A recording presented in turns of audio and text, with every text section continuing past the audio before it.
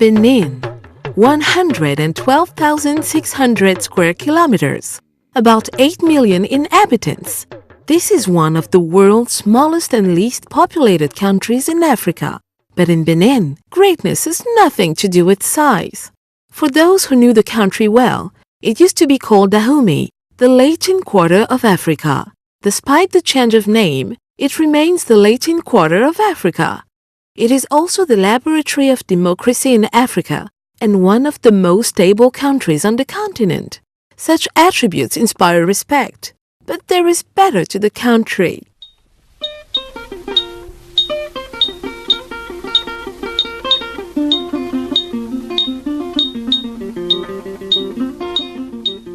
Its physical beauty is said to be irresistible. Its culture is said to be vivid. Its history is believed to be rich and fascinating, and its people is considered as one of the most hospitable, pacific, and smartest in the world.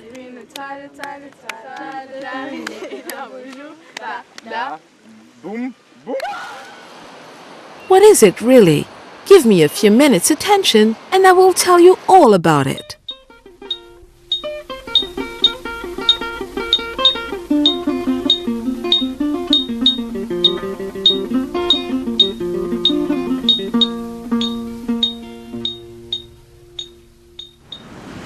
First fascination, it stretches on 150 kilometers. On this coast, we will visit 3 cities including Grand Popo, Ouidah, and Cotonou, which you can see right now. This is the main gateway to the country when you come by plane or by boat. It is also the business center par excellence. Over 60% of the country's businesses take place in this sprawling metropolis that is still very friendly.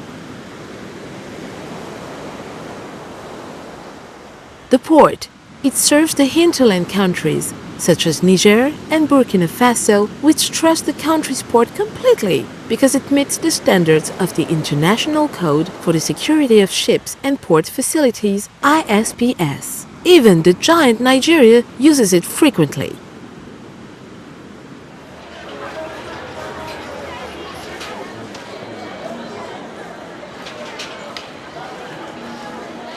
Another site in Cotonou is its market. It is one of the largest and busiest markets in West Africa. If you're interested in good business, you will find it here.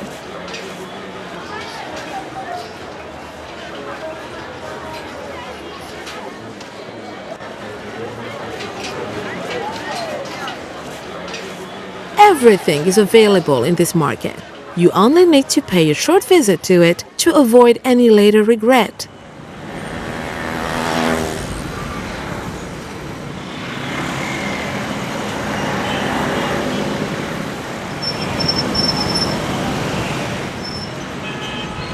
Cotonou is not the capital city of Benin, but it has the stuff of a capital city. Almost all institutions of the Republic are based here. The head offices of all international organizations are based in Cotonou. So do all embassies.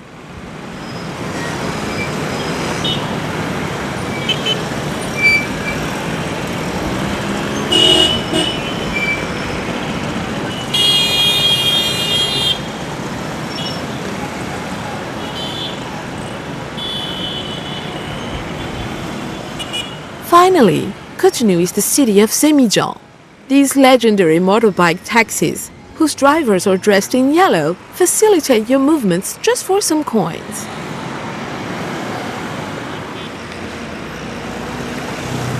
Ouidah is my favorite. For me, this city epitomizes Benin. It is the symbol of pain and suffering because it was one of the top sites of the slave trade. Once in Benin, please pay a visit to this city and especially go down the slave route, starting from the slave auction place to the gate of no return, stopping at the tree of forgetfulness, Zomai Square, the memorial, and the tree of return. It is an edifying pilgrimage worth doing although it is moving. To complete your visit to the sites of this shameful trade, you must come here. In this former Portuguese fort, built in 1721, you will find an impressive collection of photographs and various objects on the slave trade.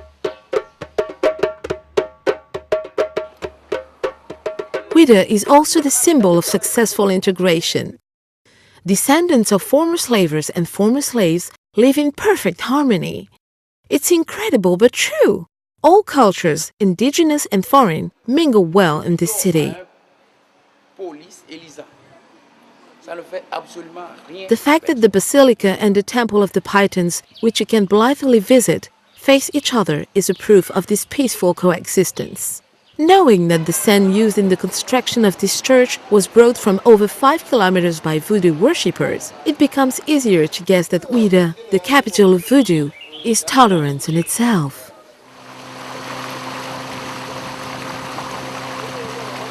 After Ouida, westward further, you come to Grand Popo, the pearl of the coastal region. The first contact of Benin with the West happened here.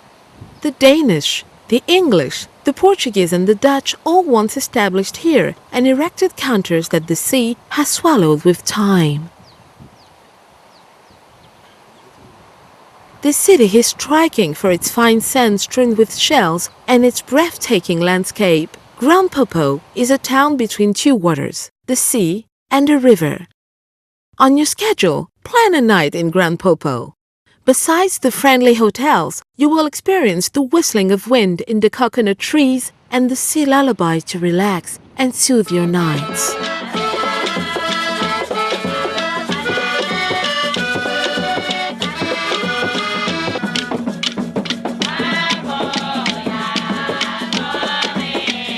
Here, as in Ouida, you have families bearing the names of former explorers and slavers such as Olympio, Johnson, Freitas Almeida, Benthic, Bovis, de Souza, Lemon, Gomez, Oliveira, Olivier de Monteguer, to name only those. Such families are also found in Porto Novo, Benin's capital city. The Portuguese were here at home, for it seems the town reminded them of Porto. Thus, they named it Porto Novo in 1752. Porto Novo was an ancient kingdom. Today, it remains a rather historic city or a city museum. Porto Novo, it is Benin's memory. You'll find royal palaces including the one of King Telfo I in the city, old buildings in the Luso-Brazilian style, treasures in the various museums, the National Library, and many other sites, some as interesting as the others. Now, I suggest to go northward into Benin, precisely to Abomey, another historic city. But on the way, 2 stops are important.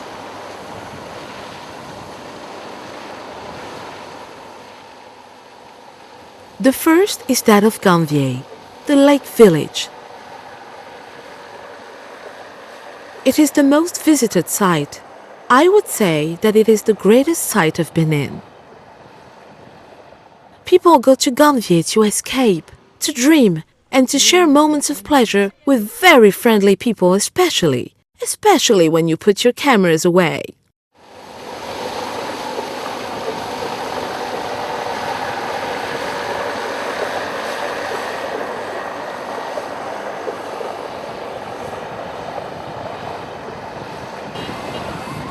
In the beginning, I told you that this country is small but great.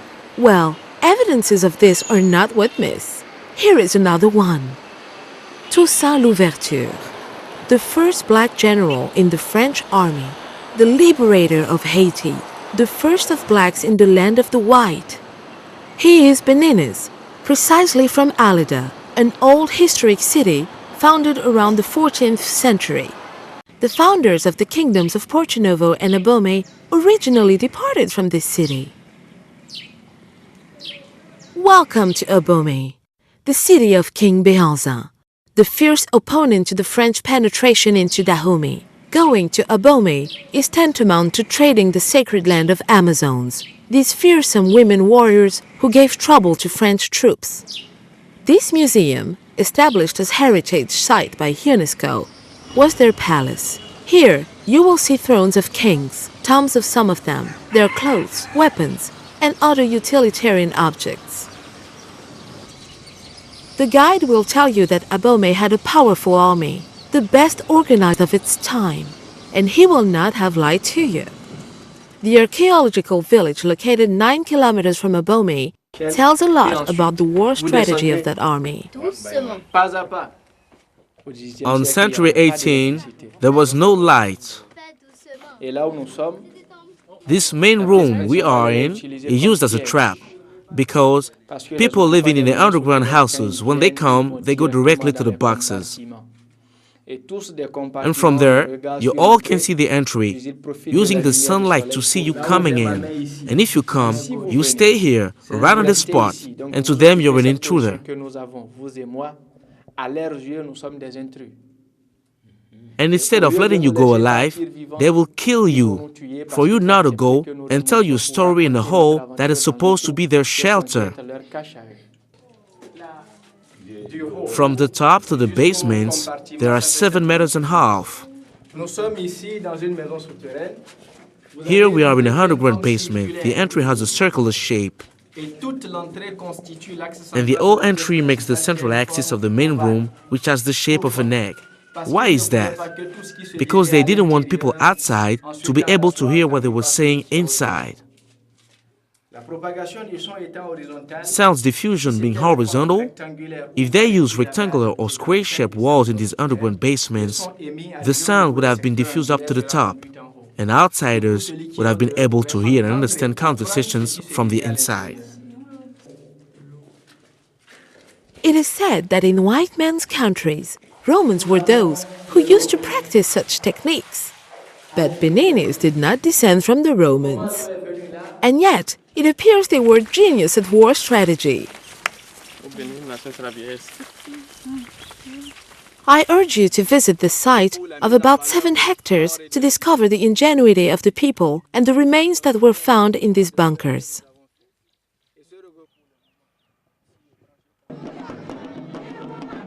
On the same latitude, east side, you can visit Ketu, the Oduduwa community. This old Yoruba kingdom was founded by the eldest son of King of Ile-Ife. Ile-Ife is a town in Nigeria. It is said to be the cradle of the Yoruba people. At Ketu, in Benin, you can see the holy crown of the King of Ile-Ife. How come? Well, the story goes that the King of Ile-Ife threw his children out of his palace and asked them to go and found their own kingdom. Smarter as he was, the elder son stole and took the crown of his father away with him. In his flight, he found refuge here and built his kingdom after having subjected the occupants. The biggest sight of Ketu is 2 magic doors, a male and a female. They have incredible supernatural powers that would be tedious to enumerate here. Yet, keep in mind that nobody ever closes the male door, but it may close on its own. Whenever this happens, it's to announce a major potential disaster on Ketu. The Fa, which is an art of divination, will thereafter be consulted to get a clear idea of the type of misfortune and ward it off. The female door, on the other hand, allows a woman facing reproductive problems to get pregnant. She only needs to make the request to it and agree to comply with the requirements that follow.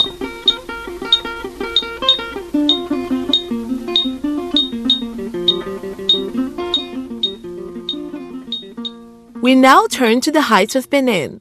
Let me tell you right away that it has nothing to do with the Kilimanjaro. These are hills and mountain ranges proportional to the size of the country. Have a look at those of Dasizome.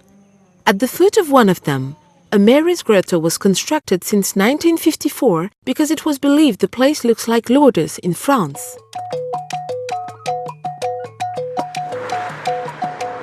A few miles away, 3 large bowls announce Save, an ancient Yoruba kingdom.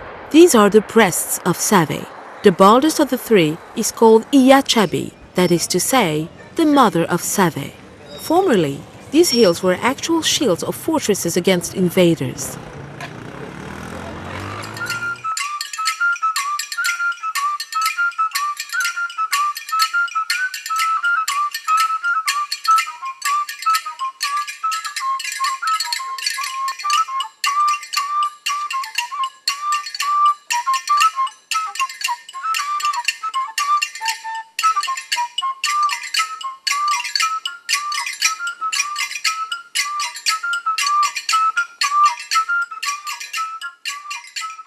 That break was well worth a transition to the main course.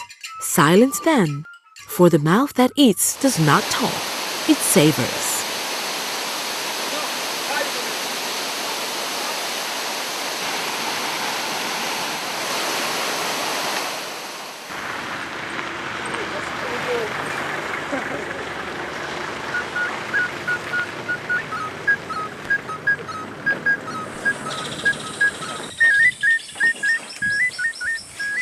You've seen in sequence the falls of Telugu and Kota and the beautiful landscape of Atakura that the camera has some trouble showing at perfection. Now, you're in the 100% natural park of Penderi. It is the largest and most populated with wildlife in the western part of Africa. Penderi covers like 266,000 hectares, so quite big. The Penderi Park is a natural one, still primal, then it's an ideal attraction for tourists. It also offers resting facilities. You will not only see the animals, but the resting rooms as well.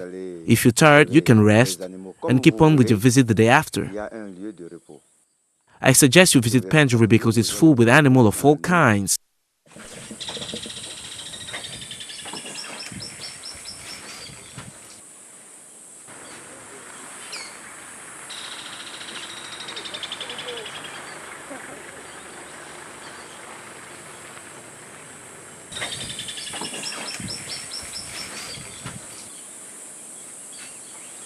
The Tata Samba. What an architecture! These castles, built usually in the shade of a baobab tree, were invented by Otamari people to protect themselves against aggressors. At the entrance, you have the protective deities. The ground floor is the domain of domestic animals. In the meantime, men live on the floor next to their attics.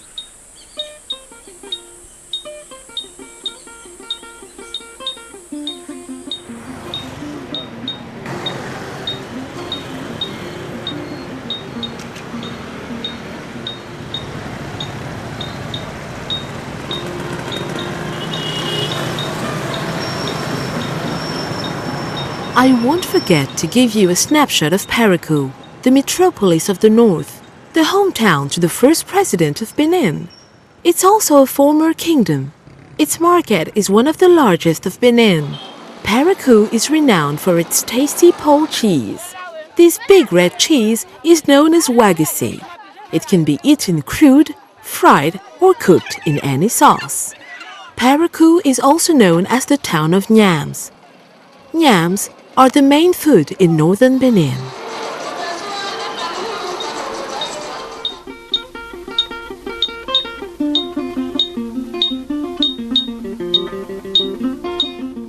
What else to tell you about this small but great country?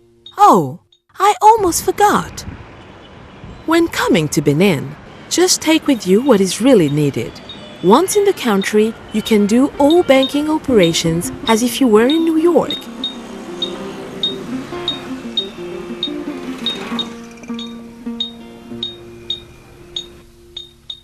As for hotels, don't mention them. There are 5 stars, 4, 3, even 2 stars. You can find them from south to north and from east to west. Here, in the Latin Quarter of Africa, the saying goes that there's something available for all tastes and all budgets.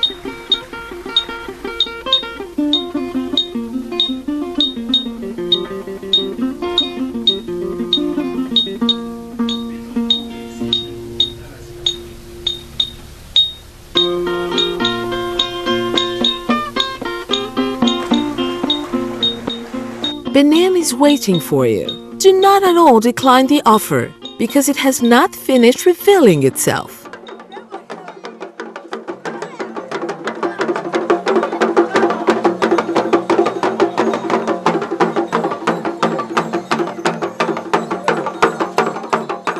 At the corner of a street or during a ceremony, you can meet this mask. Do not be afraid, and especially do not provoke it. It is called Egungun. It is a sacred mask of Yoruba origin. Egungun worship is a cult for the dead, and the mask is supposed to represent the deceased.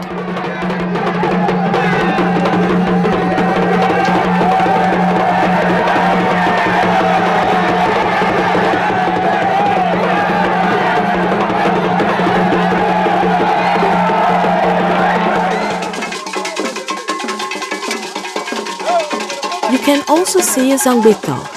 It is also a sacred mask, but it originated 100% from Benin, and in the past, it used to guard the city.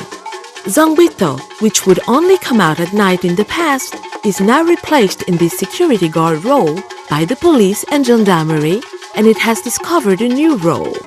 Nowadays, it enhances the splendor of events. This one, it is the Gelede. It is a mask of Yoruba origin and established as global and intangible heritage of UNESCO. It has an educational function related to the sculpture that it bears.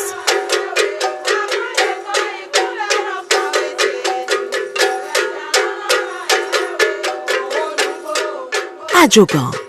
This is a rhythm of the royal court of Porto Novo. Originally, it was only executed by queens and wives of the king's brothers, either at a royal feast or when His Majesty received a distinguished guest.